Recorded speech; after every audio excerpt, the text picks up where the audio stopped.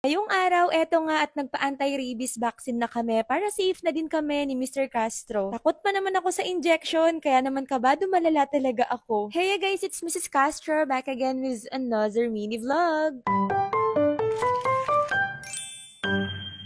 For today's vlog, 7 AM pa nga lang, gising na kami dahil nga magsisimba kami ng 8 AM mass. Bago nga ako bumaba dyan, hinatiran na ako ni Mr. Castro nitong kape. At tignan nyo naman si Tabi, parang display siya dito sa taas ng vanity mirror ko. Fast forward, mga bandang 7:45 AM, umalis na kami ng bahay para makapunta dito sa church. Around 9:15 AM, natapos na rin yung mass, tapos dumaretso kami sa talipapa para mamalengke na uulamin namin. Kung saan nga pala kami nagsisimba guys, doon din kami ikinasal ni Mr. Castro. Anyway, ngayong lunch nga pala, magluluto ako ng sarsyadong tilapia. At pati nga yung itlog, dito na rin namin binili kasi nga wala na kaming stock sa ref. At after naming mamalengke, may nadaanan nga kaming nagtitinda ng lugaw dito at saka ng sopas. Grabe, na-miss kong kumain ng lugaw guys kasi every morning madalang na lang akong mag-almusal. Alam nyo naman na every morning inaalmusal ko lang talaga yung Shepu Apo juice. Ang sarap nga nung nabili naming lugaw, grabe, babalikan namin ulit yun sa next Sunday. Pinapapirito ko na nga kay Mr. Castro yung tilapia kasi ako yung magluluto ng sarsyado mamaya. Habang itong si Ponzi, naku, sobrang sweet talaga. Tignan nyo, nakatulog na siya. Inilipat ko na nga lang siya ng pwesto dito sa unan at tignan nyo, ang sarap ng buhay. Sa labas ko nga ipinapirito yung mga tilapia para maayos yung pagkakapirito. O diba, hindi ako nakapajama ngayon guys kasi hindi pa kami nakakapaglaba. Buti na lang talaga meron akong bagong pambahay na bestida na to, super presko. Nag-umpisa na nga rin pala akong magluto ngayon ng sarsyadong tilapia. Isa talaga to sa mga favorite ko din. Ewan ko ba, mahilig talaga kami sa mga isda, sa gulay. Ganito yata kapag tumatanda na, no?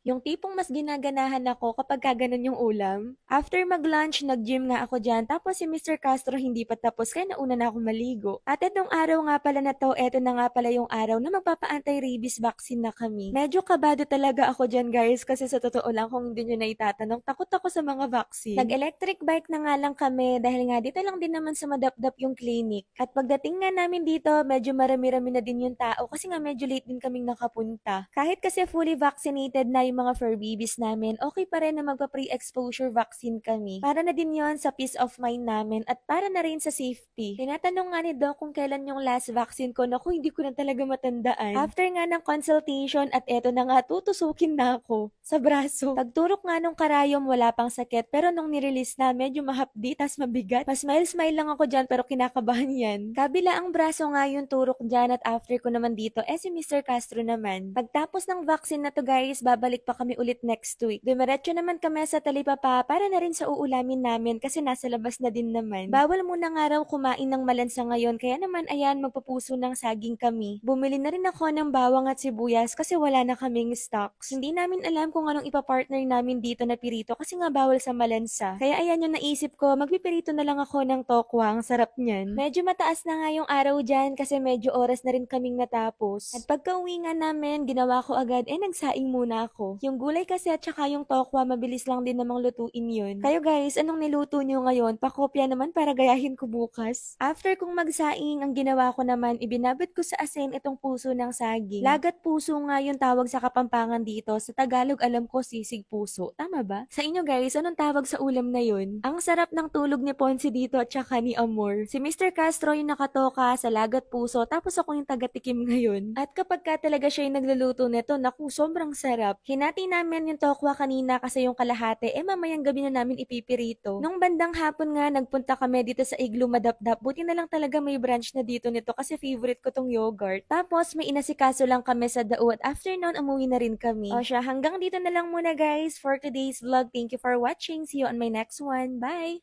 Mwah!